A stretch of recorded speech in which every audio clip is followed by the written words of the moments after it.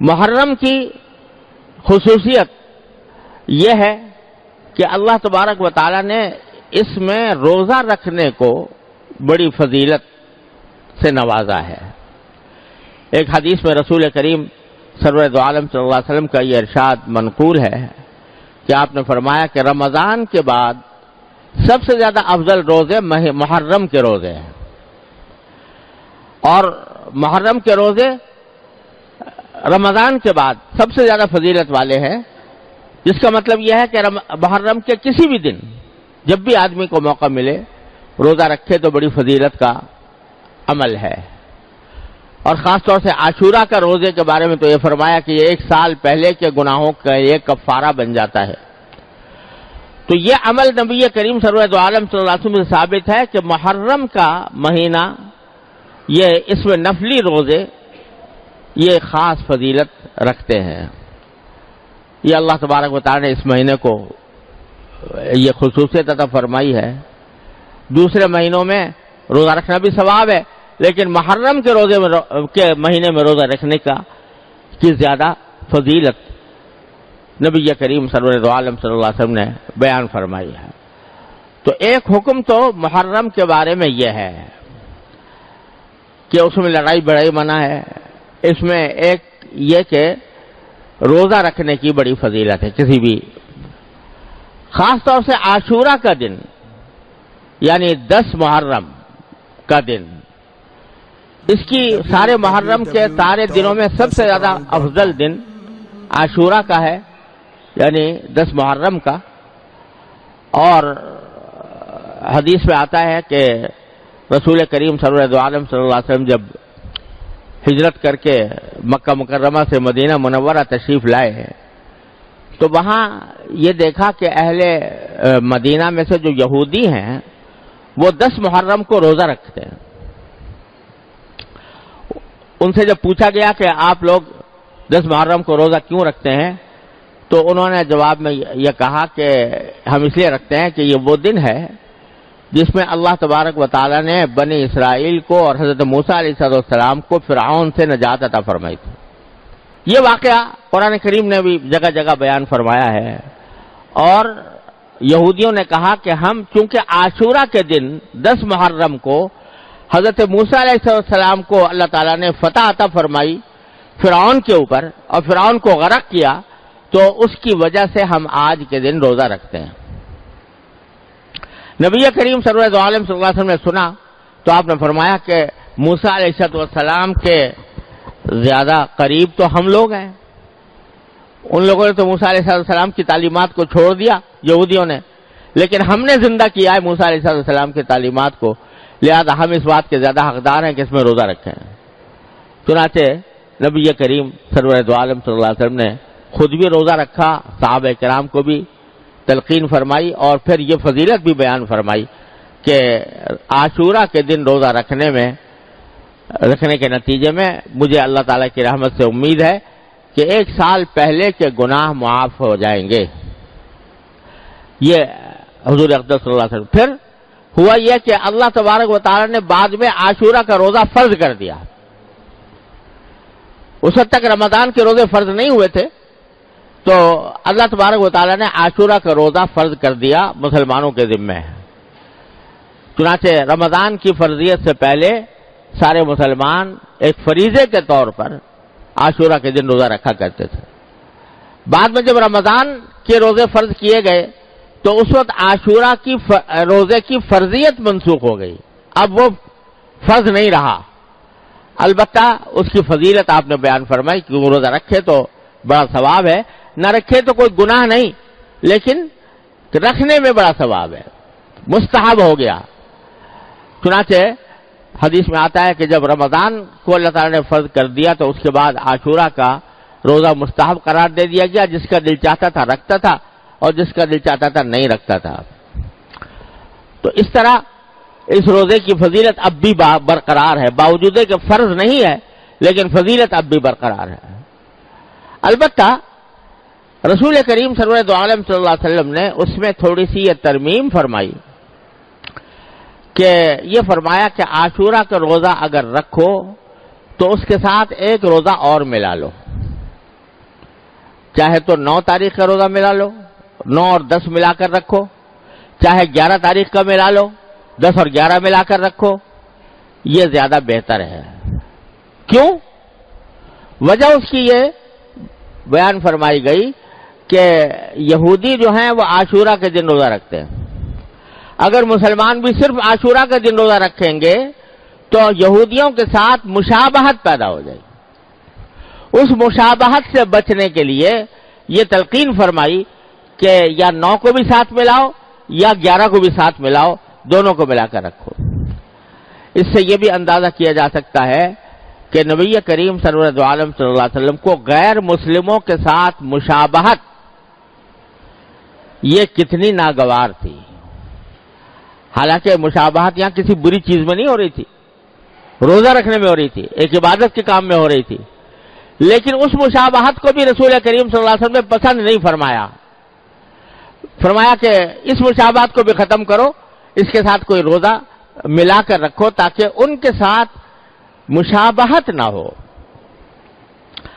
اس سے آپ ذرا اندازہ لگائیے کہ جب نیک کام میں، عبادت میں بھی ان کے ساتھ مشابہت کو ناپسند کیا گیا، تو جو ایسے کام ہیں جو جن کا کوئی تعلق نیکی اور عبادت سے نہیں ہے، اس میں اگر کوئی مشابہت اختیار کرے تو کتنا برا ہوگا۔ افسوس ہے کہ آج ہم لوگوں نے دین کے اس اہم حکم کو بڑا فراموش کیا ہوا ہے۔ اپنے لباس میں، اپنے پوشاک میں، اپنی چال ڈھال میں، اپنے طریقہ کار میں ہم لوگوں نے غیر مسلموں کی شباہت اختیار کرنی شروع کر دی۔ اس کا نتیجہ یہ ہے کہ پہلے تو یہ ہوا کرتا تھا کہ آپ کہیں بھی چلے جائیں، مسلمان دور سے نظر آتا تھا یہ مسلمان ہے، اس کا لباس، اس کا حلیہ، اس کا سر سے لے کر پاؤں تک اس کا انداز رہن سہن وہ بتلا دیتا ہے یہ مسلمان ہے۔ آج چونکہ مسلمانوں نے غیر مسلموں کی روش اختیار کر لی، ان کا جیسا لباس پہننا شروع کر دیا، ان جیسا طریقہ اختیار کرنا شروع کر دیا، اپنے چہرے ان کے مطابق بنا لیے، تو اس کا نتیجہ یہ ہے کہ پہچاننا مشکل ہوتا ہے کہ یہ مسلمان ہے یا غیر مسلم ہے۔ خاص طور سے ایسے علاقوں میں جہاں جو اللہ بچائے جو دین کے پابند لوگ نہیں ہیں، وہاں علاقوں میں جائیں، مجلسوں میں جائیں، کانفرنسوں میں جائیں، پتہ لگانا مشکل ہے کہ مسلمان ہے یا غیر مسلم ہے۔ رسول کریم سرور عالم صلی اللہ علیہ وسلم اس طرح واضح امتیاز قائم کرنا چاہتے تھے کہ مسلمانوں کو دیکھ کر پتہ لگایا جا سکے کہ یہ مسلمان ہے، اس لیے آپ نے اس مشابہت کو ناپسند فرمایا۔ لہذا فقہاء کرام نے فرمایا ہے کہ تنہا روزہ رکھنا عاشورہ کا اس میں مکروہ تنزیہی ہے، یعنی گناہ تو نہیں ہے لیکن اس سے بچنا بہتر ہے، اور بچنے کا طریقہ یہی ہے کہ یا تو 9 کا روزہ ساتھ ملائیں یا 11 کا ملائیں۔ اور اس سے جو عظیم اصول نکل رہا ہے وہ ہر مسلمان کو سمجھنا چاہیے کہ یہ مشابہت کا طریقہ کو جو ہم اختیار کیے ہوئے ہیں ہر چیز کے اندر، اس کو خدا کے لیے چھوڑے، مشابہت پیدا کریں نبی کریم صلی اللہ علیہ وسلم کے ساتھ، مشابہت پیدا کریں آپ کے صحابہ کرام کے ساتھ، تو معلوم ہو کہ یہ مسلمان ہے، واقعتاً کے دل میں نبی کریم صلی اللہ علیہ وسلم کی محبت ہے، آپ کے صحابہ کرام کی محبت ہے۔ لیکن دوسروں کا طریقہ اختیار کر کے مشابہت پیدا کرنا، اللہ تعالی ہر مسلمان کو اس سے محفوظ رکھے۔ تو یہ دوسرا حکم ہے عاشورہ کے سلسلے میں۔ تیسری بات جو بعض روایتوں میں آتی ہے وہ یہ ہے کہ رسول کریم صلی اللہ علیہ وسلم نے عاشورہ کے دن اس بات کو برکت کا سبب قرار دیا کہ آدمی اس دن اپنے اہل و عیال کے کھانے پینے میں وسعت سے کام لے۔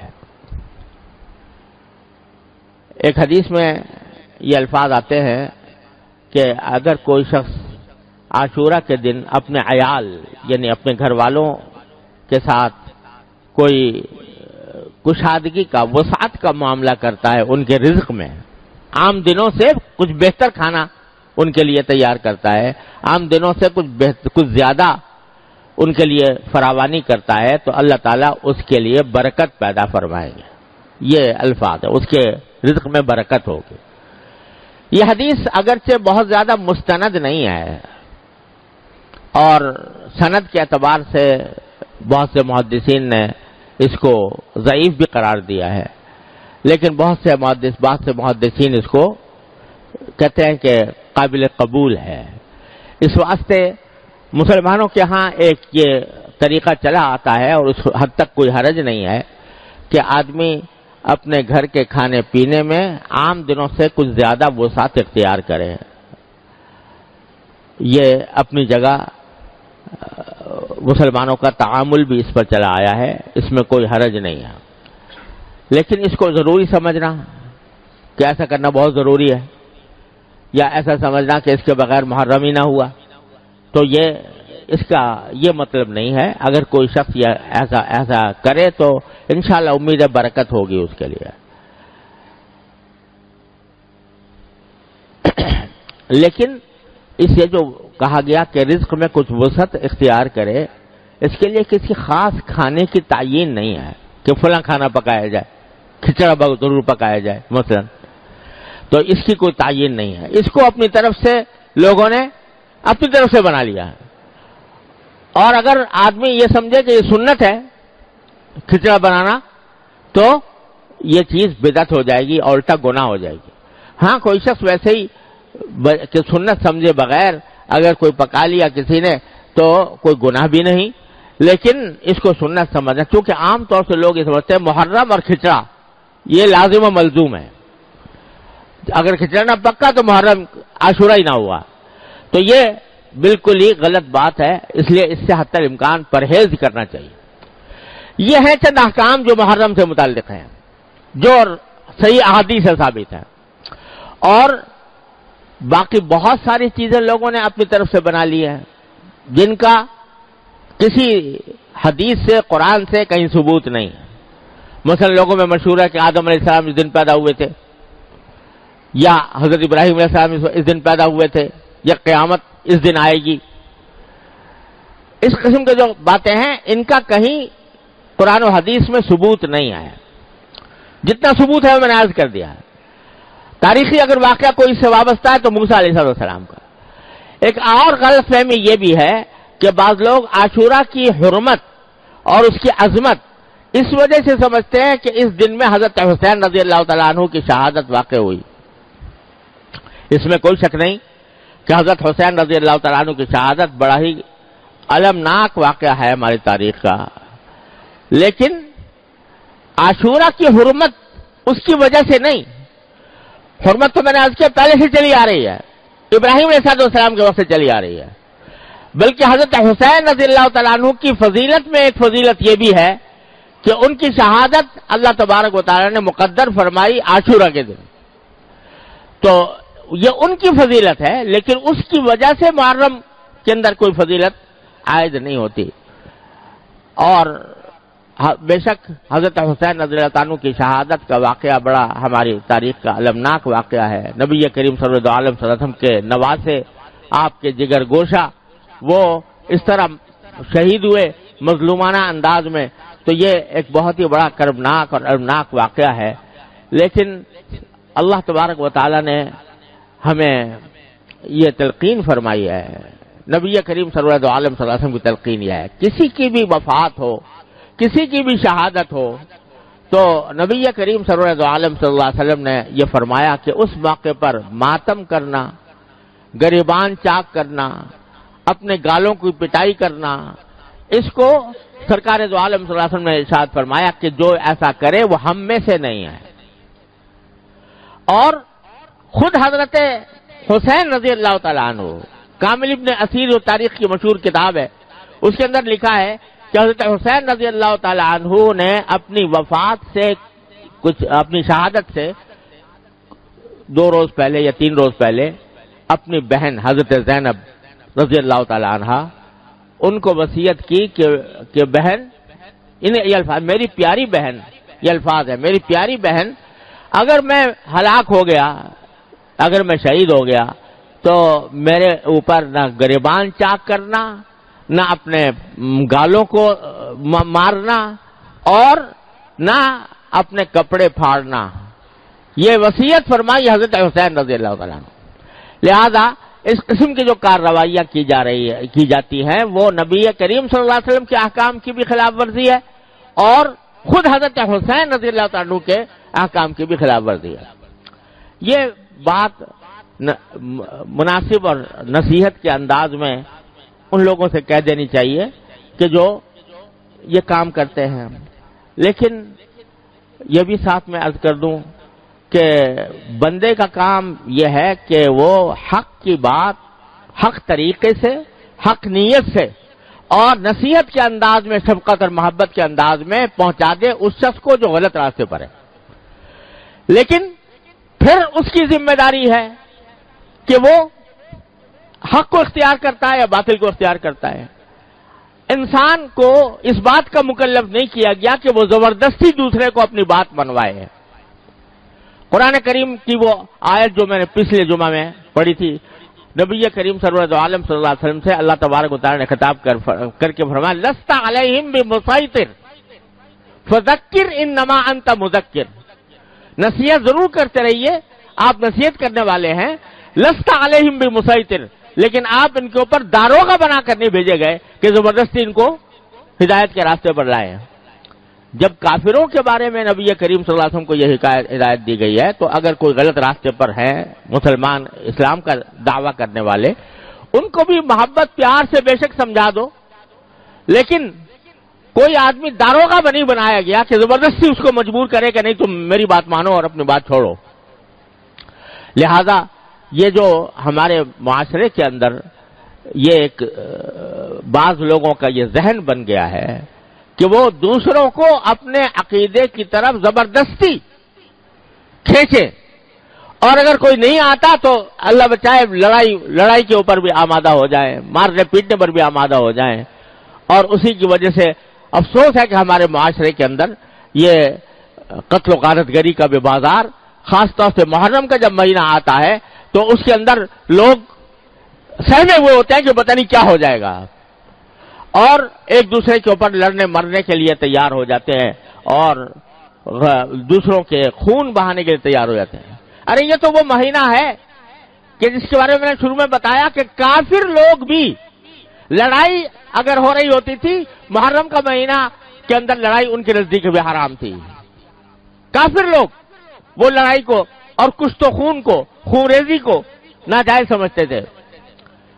اب اگر مسلمان اس محرم کے اندر ایک دوسرے کے گلے کاٹے، ایک دوسرے کے اوپر حملہ آور ہو، یہ بڑا زبردست عیب ہے جو اس قوم کے اوپر لگ رہا ہے.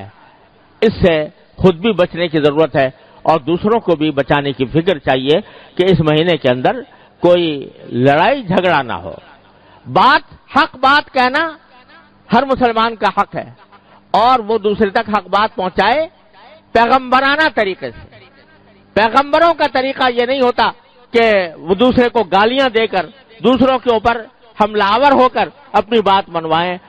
پیغمبروں کا طریقہ وہ ہے جو اللہ تعالی نے حضرت موسیٰ علیہ السلام کو سکھایا کہ تم فرعون کے سامنے جا رہے ہو تو قولا لہو قولا لینا، فرعون کے سامنے بھی نرم بات کرنا. اب اندازہ لگائیے فرعون سے بڑا گمراہ کون ہو سکتا ہے. لیکن اللہ تبارک و تعالی نے حضرت موسیٰ علیہ السلام کو تلقین فرمائی کہ ان سے نرم بات کرنا. لعلہ یتذکر و یخشی، ہو سکتا ہے وہ بات مان لے، ہو سکتا ہے اللہ کا ڈر اس کے دل میں پیدا ہو جائے. حالانکہ اللہ تعالیٰ جانتے تھے کہ یہ ڈرنے والا نہیں ہے، حد نصیحت ماننے والا نہیں ہے. لیکن فرمایا کہ جو داعی ہے، دعوت دینے والا ہے، اس کے دل میں یہ امید ہونی چاہیے کہ شاید یہ میری بات مان لے، لہذا میں نرم بات کروں.